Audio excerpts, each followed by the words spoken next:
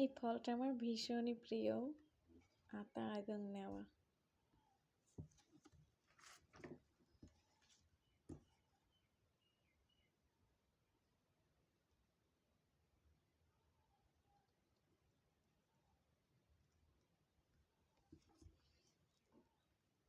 এর ভিতরে একটা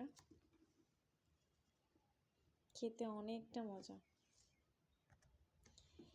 এবার আমি এই সুস্বাদু ফলটা খেয়ে দেখাবো। আর এটাতে কিন্তু কোনো রাসায়নিক সার কিছু দেওয়া নেই, এটা একদমই নির্ভেজাল ফল। বিসমিল্লাহ। এত মিষ্টি, এটা কিন্তু আমাদের গাছের ফল।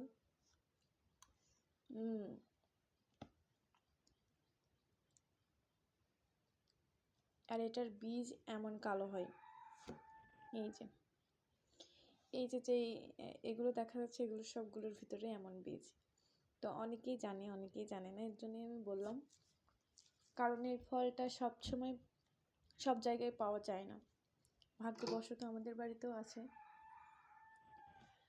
তো সবাইকে আল্লাহ হাফেজ। কেউ খেয়ে না থাকলে অবশ্যই খেয়ে দেখবেন।